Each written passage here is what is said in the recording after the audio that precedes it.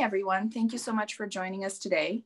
We're so happy to be kicking off our second virtual LGBTQ plus job week with our friends at TierPM. We have Will White here with us today, and I'll let him introduce himself and talk a little bit about TierPM so that you all know who they are. And again, we're so happy to be able to partner with them today and have them over presenting to our community on this really important topic all the time, right? Being able to be living authentically at work and not have to worry about how we present ourselves and how we talk about our lives is so important. And now in a pandemic, even more so as we try to retool and we try to search for jobs and advance our careers in this very new world.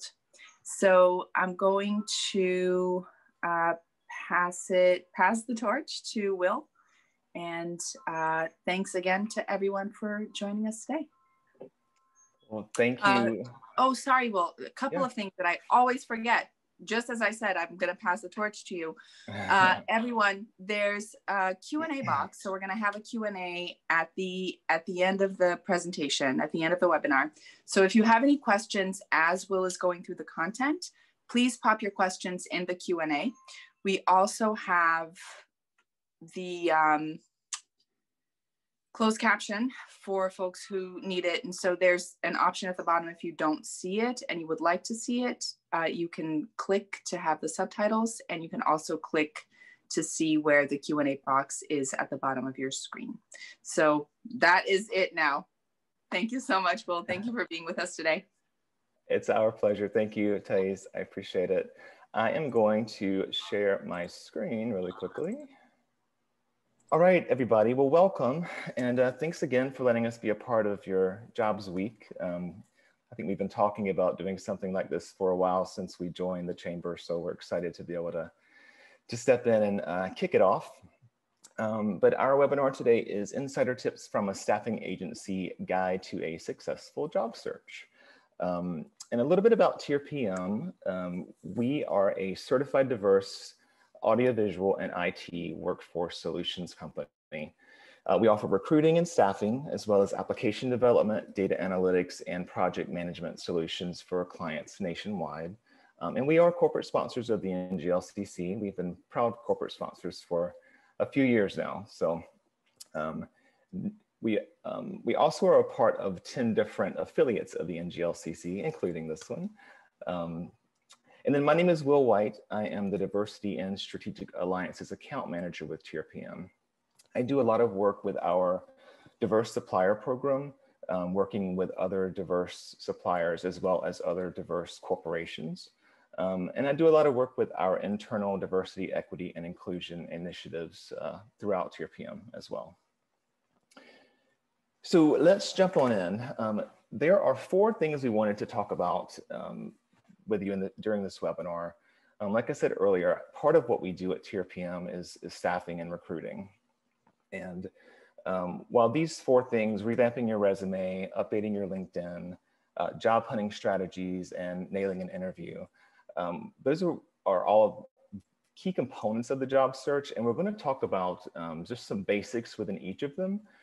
But also within each of them, we wanted to share some tips and tricks with you all that we share with our clients to help potentially set you apart from the group.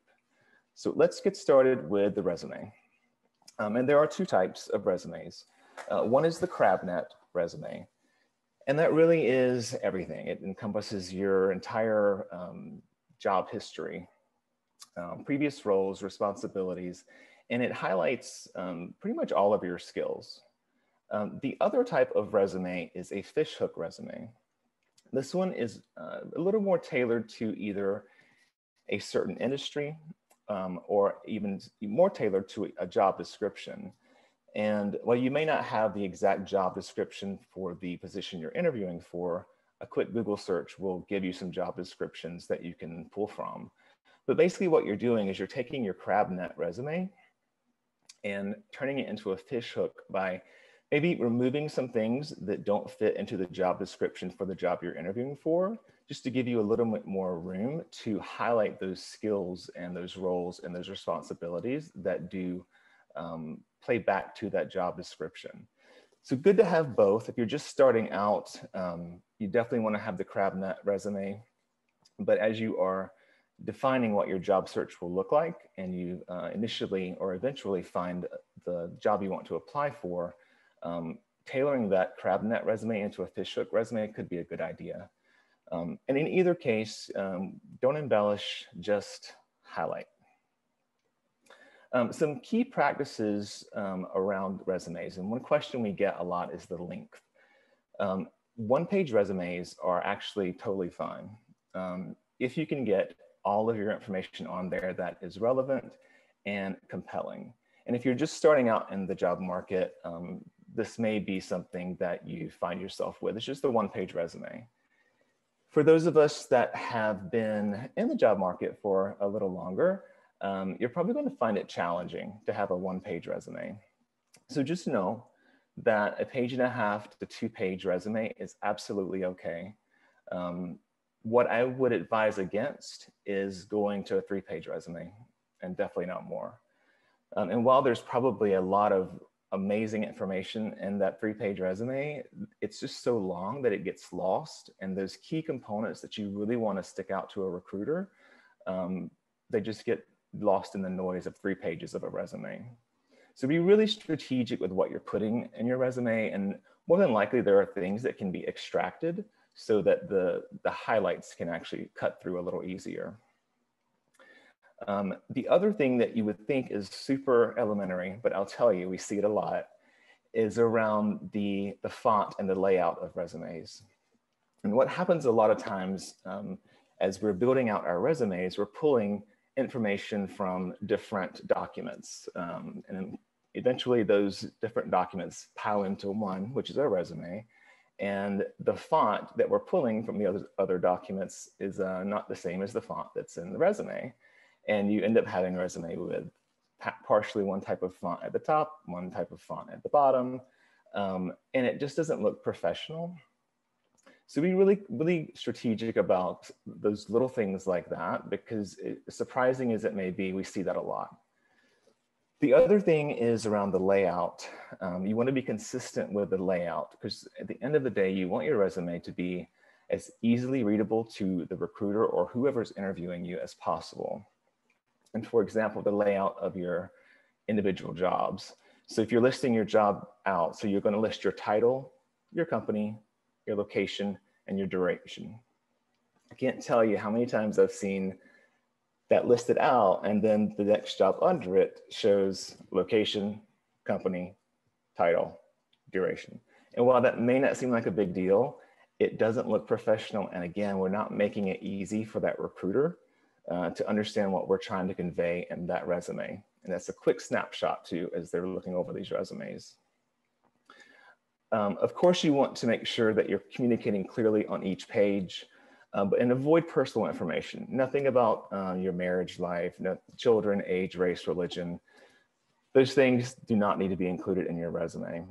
But the biggest point here I would make is around proofreading it. Of course, you're going to proofread your resume, but if you're the only person proofreading your resume, then I promise you that the recruiter is going to find mistakes in that resume. So just think about who in your life that you trust, a couple folks, who you can hand over your resume to and just say, listen, proofread this for me for a couple things. One, from a grammar standpoint, from a layout standpoint, but also from the content. Like, is the content compelling? Is this something that cuts through? Like, does the work that I'm saying I'm doing, is it cutting through, and am I giving clear examples of the outcomes of these bullet points? You need someone who you can trust who will be honest with you.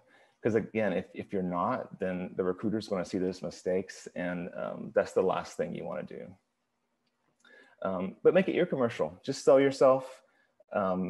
But more importantly, on this slide, I would say having at least 2 people to proofread your resume is a non-negotiable. And one of those folks I would recommend being someone you've worked with in the past that maybe shares the same skill set that you're speaking to in the resume. Next is the LinkedIn. And I would argue that as we go into the next few years, LinkedIn is going to be just as important as your resume. There's been several studies this year that speak to the fact that 75% or more recruiters will get a resume, and the very first thing they do is they go to your LinkedIn profile. So one, you need to make sure that your LinkedIn profile information is included with your contact information on your resume. But two, if you are not, if you've not spent time building out your LinkedIn profile, you're doing yourself a big disservice. You want to make sure that obviously your roles and responsibilities on LinkedIn match up directly with your resume, because that can look fishy otherwise.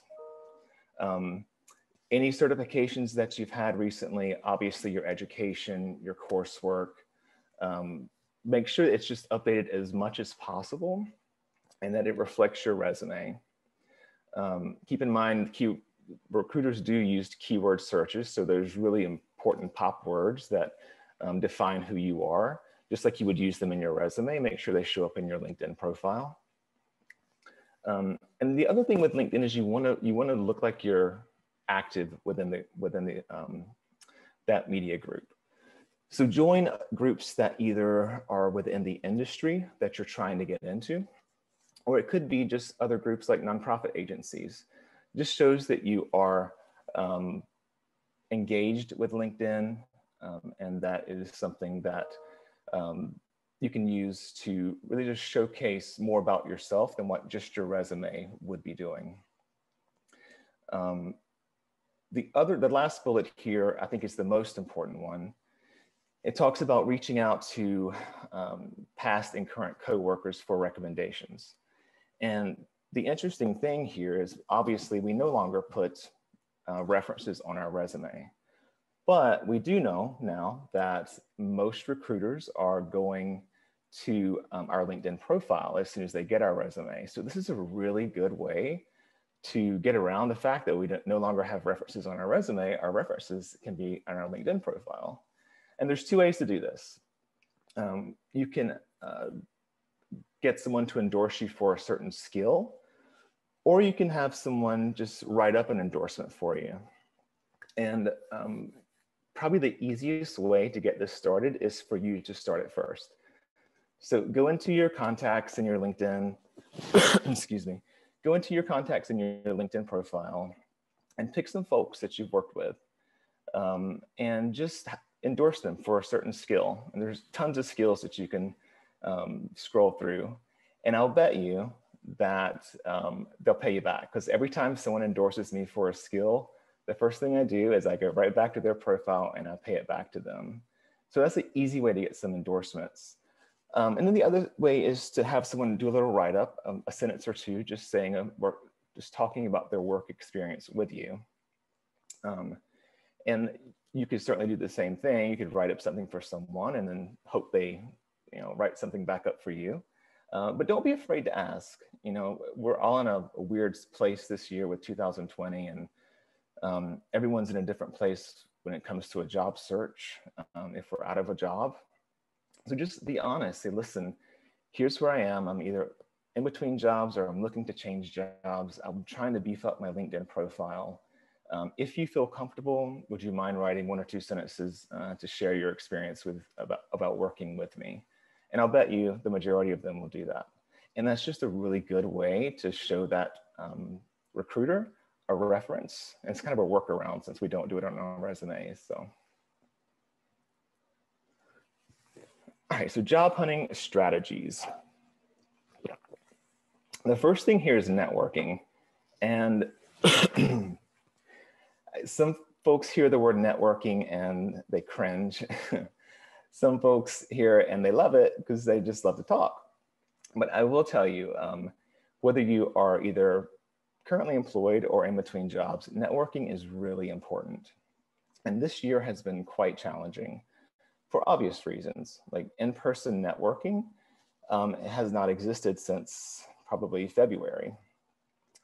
But there are so many online options for networking that have happened over this past 6 months, and they're valuable online options as well. Local chambers of commerce, such as this one right here, other community and diversity organizations as well have gone online.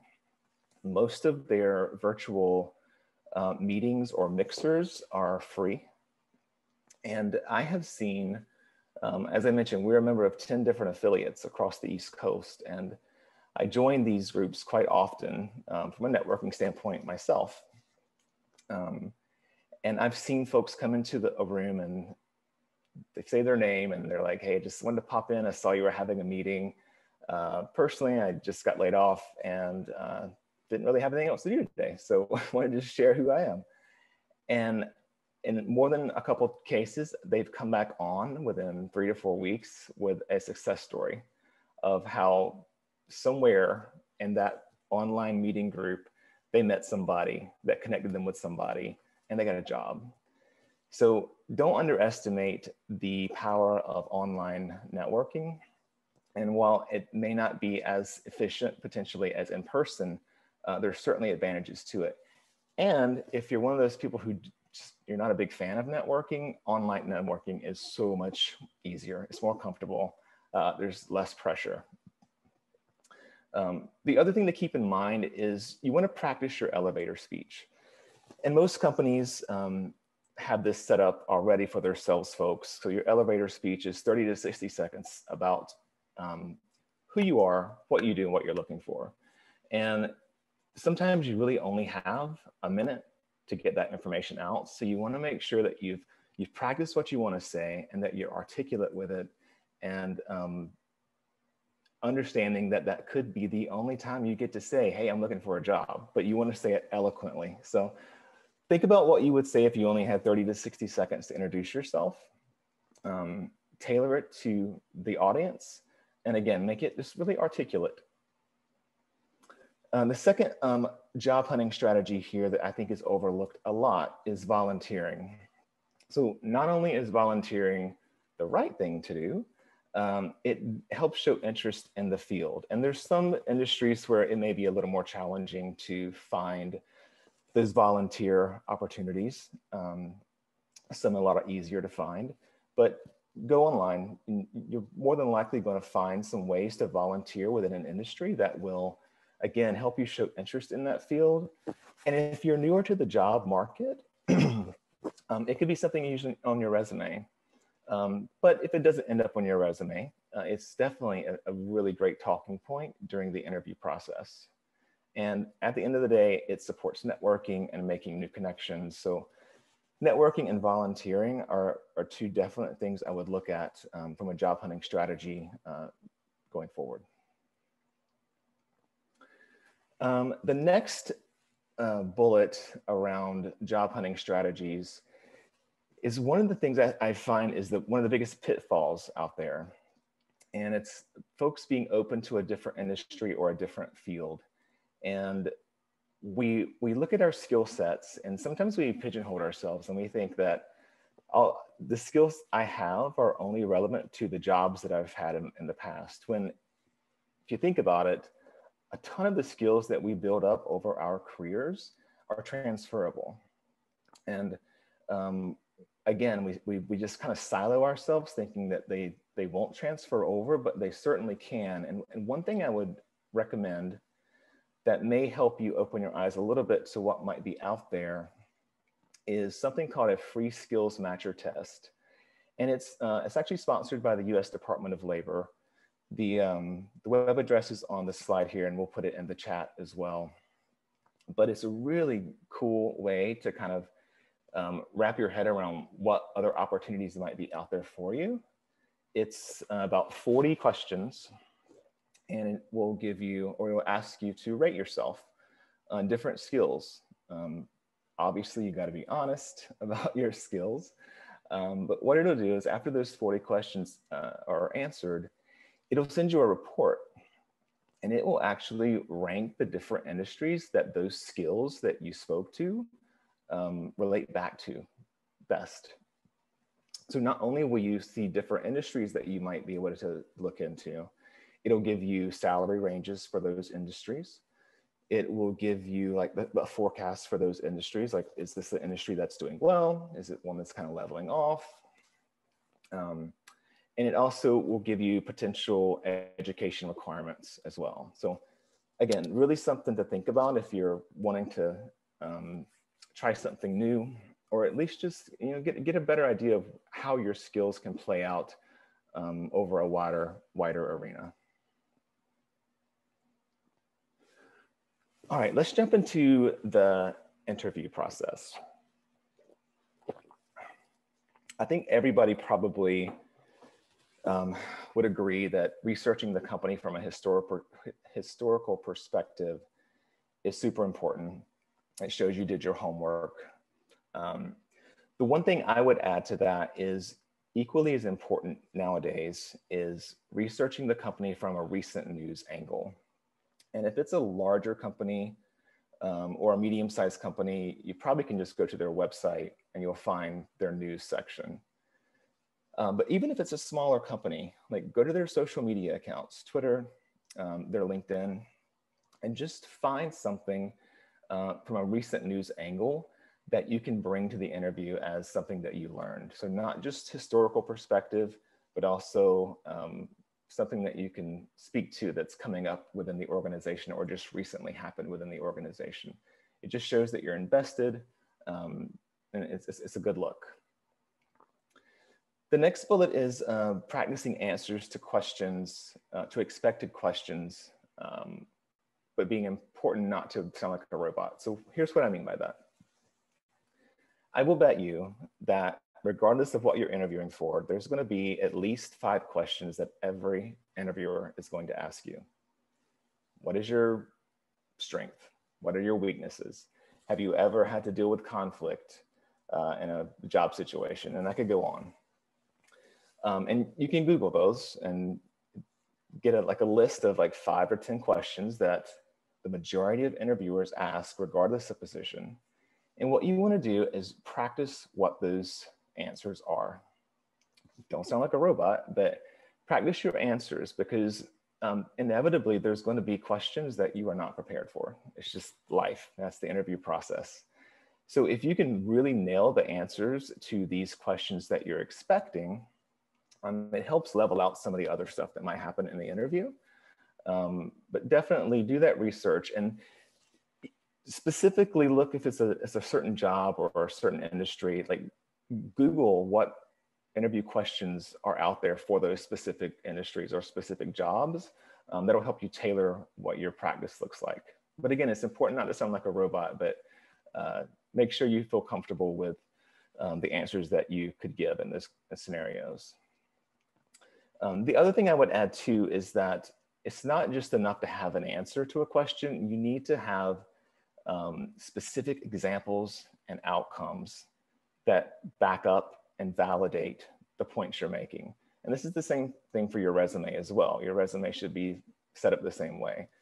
So for example, your bullet point is, we made sure to focus on the best customer service possible. Okay, well, that's good, but what does that tell me? Not much. A better way to put that is, we made sure to focus on the best customer service possible, which led to a 98% score on our customer survey for first quarter. So again, you're tying something back. You're tying specific examples and specific outcomes back to your points that you're making.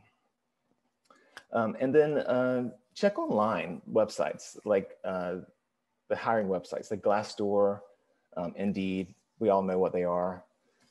I know Glassdoor does a good job of this, but previous employees will go in and rank companies that they've worked for. And of course, you got to take it with a grain of salt.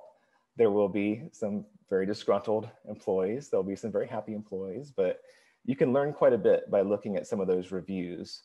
And even within that, Glassdoor, for example, I have seen where employees post about their interview experience, which is really helpful. They might not give you all the questions they were asked, but it just kind of, they frame up the interview for you. So it kind of helps you mentally prepare for what that interview could look like with that specific company. So research the company's ratings and reviews on these hiring sites before your interview.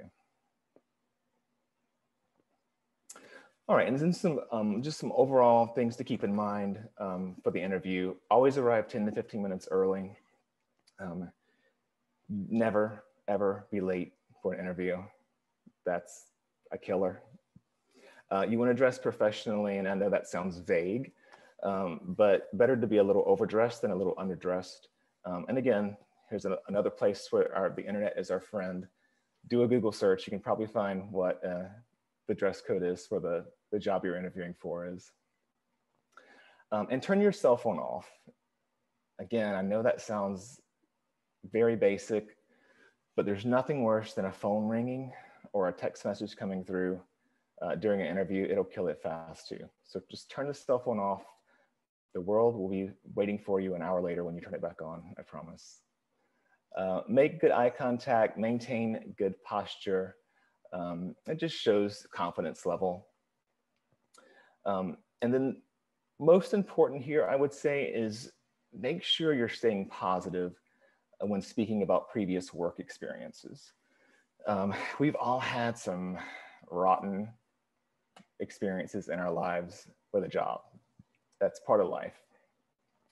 Do leave that at the door. Don't let that be a part of your interview. And it's certainly okay to speak to how you overcame certain obstacles, but don't let it get negative, and really just speak to the things that you learned from the experience.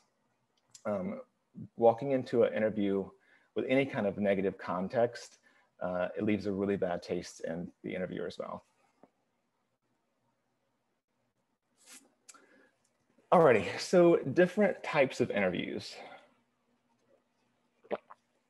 And there are three. There's a phone interview, there's the in-person interview, then there is our virtual interview, which we'll spend most of our time talking about. But first, the phone interview. We've all had them, I'm sure. And they're usually the softball version of the interview process. And I say that cautiously because they're just as important as any other interview, because if you don't get through the phone interview, then you're not going to get to any of the other interviews. So make sure you're taking them seriously. You want to be in a quiet location with no distractions. Be prepared 15 minutes early. And sometimes recruiters will call early just to check preparedness. But just get in a quiet spot, find your desk, find a table, get a couple of documents out that you can reference. I would not recommend walking around your house on your phone, doing a phone interview.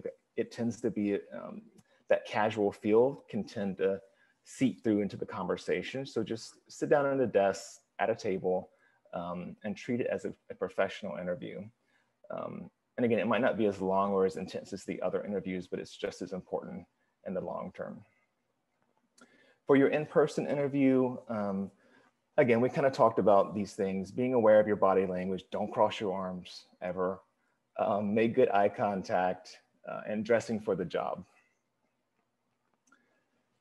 All right, so what I wanted to spend most of the time here on is the virtual interview. And what we've learned since, I guess, March or April, since the world changed, is that everything that we've done in the past can now be done virtually almost. And that's no truer than in the case of interviewing. And regardless of what happens with this pandemic, eventually it's going to go away, obviously. But I will promise you the virtual interview is here to stay. We've learned so much about how easier it is to do these interviews. They're cheaper, they're quicker, and they're just as efficient as trying to schedule in-person interviews, if not more efficient.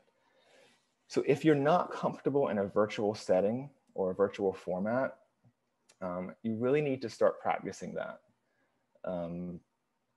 Same thing goes here, quiet location, no distractions, that goes without saying. But the biggest thing is just to make sure you're comfortable with the platform. So whether it's Zoom or whether it's something else, you'll know in advance of your interview which type of platform that they're using. So if you're not familiar with it, download it and practice. Download it and practice. Practice sharing your screen. Practice how to mute yourself. All those little things, because they're different from platform to platform. And you may not be interviewing for a tech job, but you want to look tech savvy. So just make sure that you are comfortable in a virtual setting, because more than likely, 75% of interviews going forward will still have a virtual component. One other tip I would give here, I used to do a lot of facilitation in my past life. And my instructor would always make us record ourselves, which is kind of painful, but you can apply that same concept here. So if you wanted to start a Zoom meeting, you can start a Zoom meeting with just you and the Zoom. That's it, just one person. And you can record it. And thinking about those questions that we talked about earlier, that we know we're going to have like 5 questions that they're going to ask us, start a Zoom meeting, record it, and just answer those 5 questions and record yourself doing it, obviously. And then once you're done, go grab a glass of wine maybe, and then circle back around and watch yourself, because it's a little painful.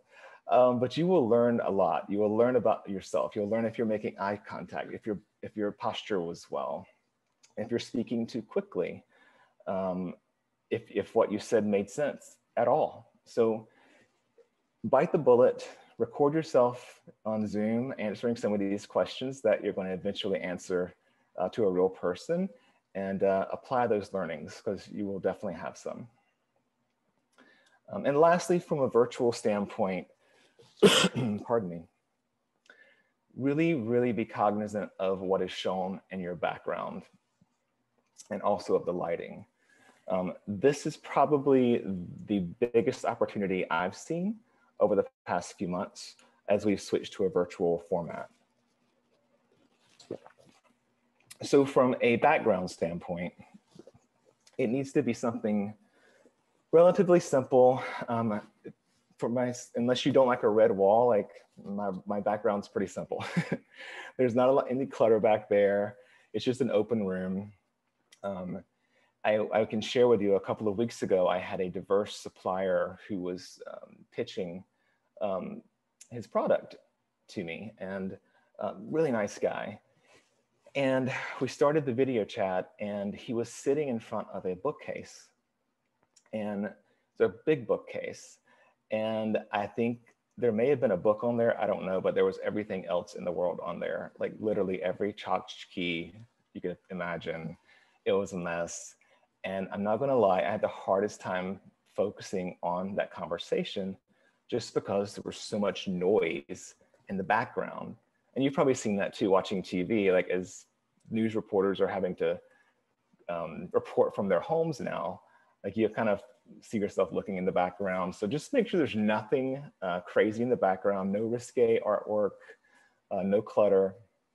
And then the other side of that is the lighting. Huge opportunity with lighting in these virtual meetings. So you definitely do not want to have a window behind you, because it makes it extremely hard to get good lighting on your face, and you want your full face lit. And you may have to add a lamp, like I actually, right behind my laptop here is a desk lamp, just to give me that light, because to my left, I have a big window, which gives me great light. But on this side, I have nothing, so it's like half and half. So you have to make adjustments, but just make sure that your lighting is really good, and that your full face is lit, and that your background is free of any kind of crazy noise or anything that might be offensive, for sure.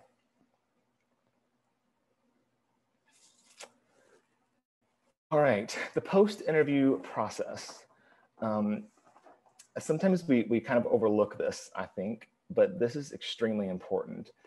And I know that after the interview's over, whether you're, you drove there, you get in your car and you sit down and you're like, oh, finally, I can breathe. Or maybe the interview is virtual and you plop down on your couch and you're like, oh my God, it's over, thank the Lord. It's just a stress reliever for it to be over.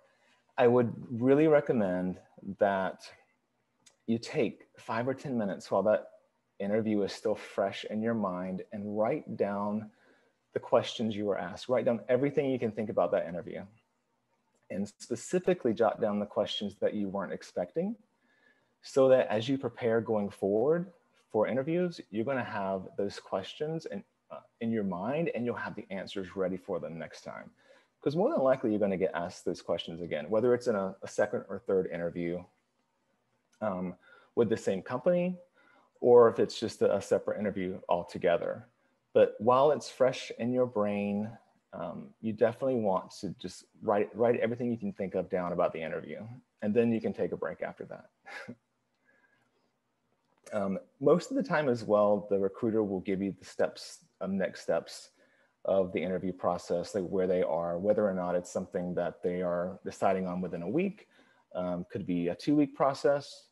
But if they don't, I mean, definitely feel comfortable asking specifically what next steps are, and also if it's appropriate to follow up. And say, is it appropriate for me to shoot you an email within a week just to check on things? And more than likely they'll say yes. And if they say no, then at least you'll know the answer.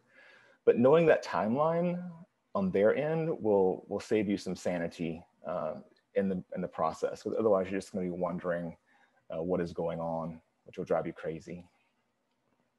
And then the other thing from a post-interview standpoint is you want to send a brief thank you email. And I say email because majority of the interviews that are being set up at this point are done through email. And so just, sometime within 24 hours, and I would probably recommend actually the same day if possible. Just send a thank you email saying, I appreciate your time. I enjoyed speaking with you. And add one more thing to the email. One thing that you either learned from the interview with this person, or one thing that they said that, that just shed light on something for you. Just share one extra little tidbit of information that came out of the interview that you took away as a positive. That will go a long way from a follow-up standpoint. Again, shows how engaged you were and that you were listening and paying attention. And if you have more than one person interviewing you, which is not uncommon, just send slightly different emails to those people. As you probably would guess, we share emails as we get them to each other. And you don't want a carbon copy email to the same people. It doesn't have to be a completely different email, just word it differently. But definitely take that time, keep your message brief, and include one thing that impressed you from the time that you spent with them. It'll go a long way for you.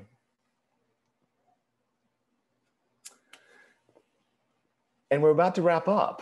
So as I said, TierPM is a staffing agency. We're here to help. We would love you to join our talent network. We have our website information here. It's tierpm.com. And the other thing I would suggest for you is one of my coworkers is on Mara, and she, among many, many other things in TierPM, she actually heads up our social media. And she does a really great job of posting updates and opportunities and tips and tricks on our social media accounts like Twitter and Facebook. So please follow us.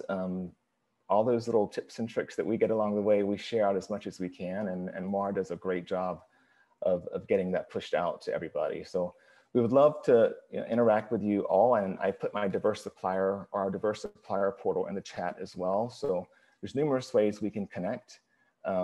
Again, here's my information, my Twitter handle, and TierPM's information too. So thank you again. I appreciate it very much. I'm going to turn it back over to you and stop sharing my screen if that's okay, Michael. Yeah, thank you so much, Will. And hello, everybody. In case you haven't gotten an email from me in the past, I'm Michael O'Neill. I am also with the LGBT Chamber. I want to thank all of you for joining us today. And I'm going to be helping guide us through the Q&A portion of this webinar. So we already have a bunch of questions to go through now, but if you have any additional questions for Will, feel free to drop them in the Q&A box. There should be a Q&A button at the bottom of your Zoom window.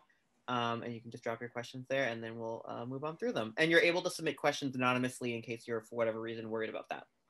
All right. So the first question, Will, is if I send in my resume and then find a typo or another issue, should I resend a fixed copy or should I leave with, should I just let them use the first one? I would follow up. Yes, follow up, and it shows that you are aware of the mistake and that you're not just blind. Like, yes, follow up with the correct document for sure. This question is regarding the endorsements on LinkedIn. It says, how high level an employee do we need to endorse us for a skill?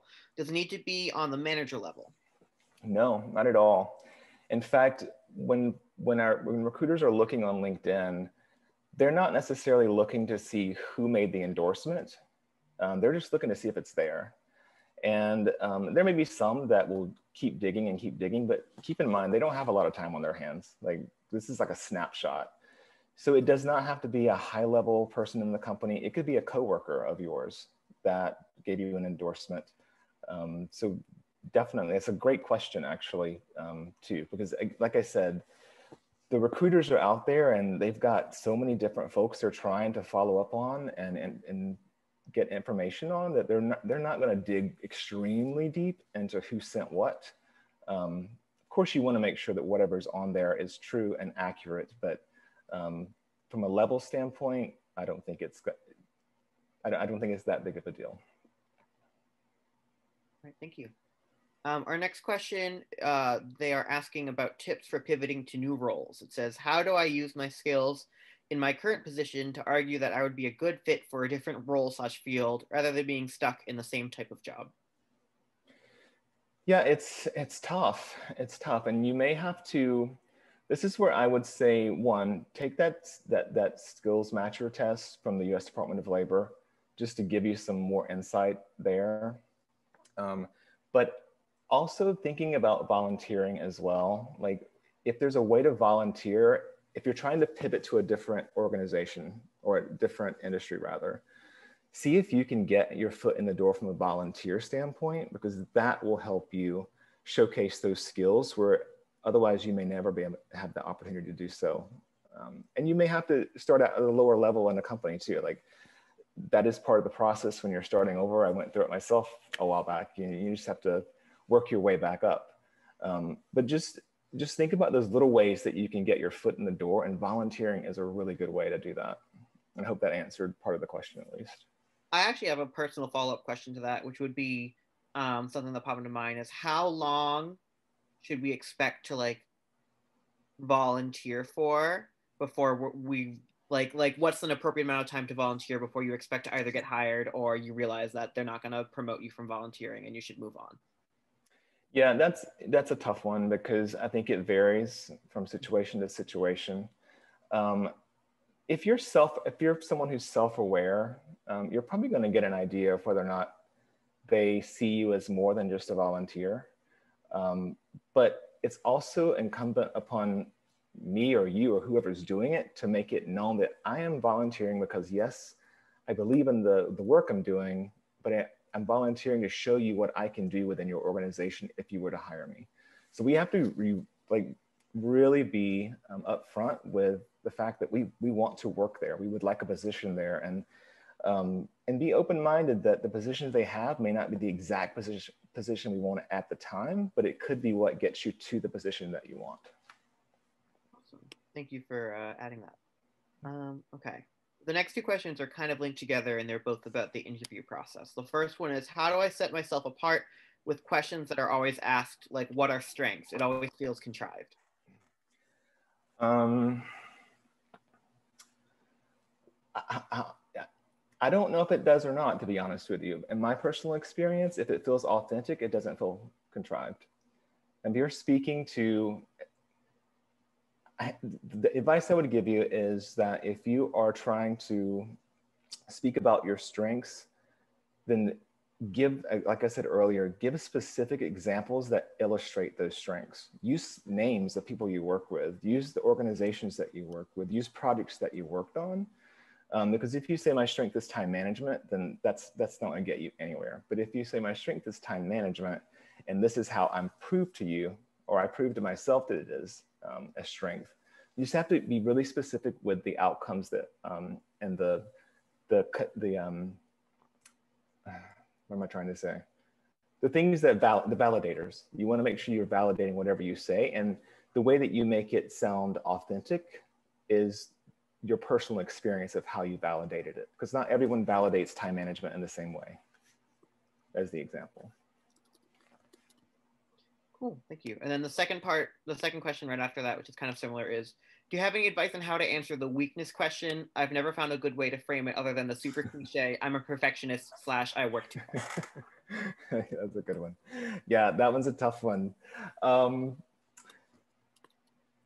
Again, there's nothing wrong with being honest about something. And I think one way to answer that question about your weakness is to say, yes, this is a weakness of mine, whatever that weakness might be, but don't stop there. Turn it into, this is how I have worked on that weakness. This is what I have been doing to turn that weakness into a strength. So even if it might not be the most ideal weakness to have, but if you've shown that you've worked to turn that into a strength, then that turns the question right around on them again too. So. During the second or third interview, if there's a question from a previous interview that you've had the chance to think about and have more to say, should you bring it up? Can you repeat the question? Yeah. During a second or third interview, if there's a question from the first interview, or if it's your third interview from the second interview, that you've had a chance to think about and have more to say as an answer, should you bring up that answer in subsequent interviews? Absolutely. Yes, it shows that you've been paying attention this whole time, maybe over a 3-week period. But yeah, I think that actually looks great to say, listen, I remember 2 weeks ago when we talked about this, and I just wanted to add this to it as well, because I think it will really help validate what I was trying to say earlier. So absolutely, totally. And now for the audience, this is the last question I have submitted as of now. So if you have any other questions, please submit them as soon as possible. Otherwise, if we get to the end of this question and there are no more, we will wrap things up. So the question is, how do I navigate the line in an interview between being confident and being off-putting?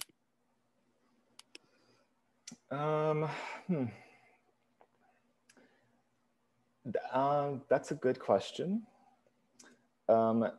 It's the difference between being cocky and not cocky. Is that what I'm getting? Yeah. I think it goes back to just being self-aware, and reading the room too. Like, you can kind of tell when folks are engaged with you, or whoever's talking to you is engaging with you. I can't tell someone how to not be cocky. It's just, you just have to be self-aware, and being positive isn't cocky. And what makes you positive is being prepared for the interview. So I think if you're just setting yourself up from a preparation standpoint, unless you just have that cocky nature in you anyway, just show up prepared and you'll be fine. Just show up prepared for the interview. And we did get another question, actually. So this says, is there an ideal proportion between the amount of time I spend talking and listening in an interview? It depends on the interview. You want to make sure that that you're not talking over the person who's interviewing you, but you don't want to also force the person who's interviewing you to ask multiple follow-up questions to the same question. So that's why I say, when you give an answer to something, give a validator for it. So this is what I did, this is how I did it, and this is the outcome. Because if you don't, you've potentially got the interviewer asking you that same question 3 times just to get to that third point of, this is how I got there. And that's what you don't want to do. So just, if you're prepared with your examples of the things that you've achieved, the specific examples of the things that you've achieved, that's going to make the interview flow much easier, much quicker. How do you deal with age discrimination? Being told that you are overqualified can be a dog whistle for being too old. Well, that never should be an issue out there, but in reality, we know that there's discrimination all over the place. So I don't have a good answer for that. All I know is that that's not something that we practice, and as a community, I can understand where that would be something that's extremely just one of many things that we have to overcome. But yeah, you just report it. One, if you feel like it's happening, report it. Like the stuff shouldn't be happening, period, the end. Well, that brings us to the last of our questions. Will, I want to thank you again for joining us. Maura, I want to thank you as well. And Thais, I want to thank you for the introduction. Most of all the attendees, thank you for coming. I hope you have enjoyed this webinar so far. It is only the first of our whole week of LGBT Job Fair virtual programming. We have a webinar tomorrow with Robbie Samuels on how to network in a pandemic. Then on Thursday, we have how to navigate the job search as a person of transgender experience.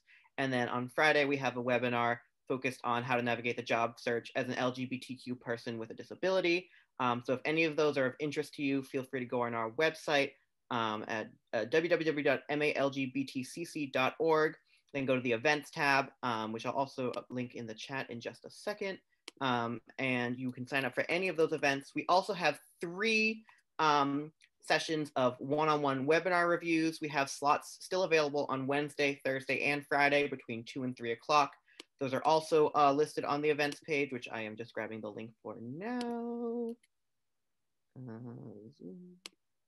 And that link is in the chat. If you have any questions about that, feel free to email me. I'm leaving my email in the chat as well. And we hope you enjoyed today's webinar. Will, did you have any parting words for everybody? No, thank you again for letting us be a part of this. Like I said earlier, Thais and I have been speaking for a while, and I'm so glad that we finally were able to do a partnership with the Chamber, and hopefully there's more in the future. But to all of you out there, please connect with us. We would love to build the connections. So thank you so much, Will. And thank you again for everyone attending. We hope to see you at the rest of our LGBT Job Fair week, Job Week events. It's a long title. The rest of the week. And feel free to check out our job board for open positions as well. I hope you all have a great rest of the day, and thank you all very much. All right. Thanks, y'all. Bye-bye.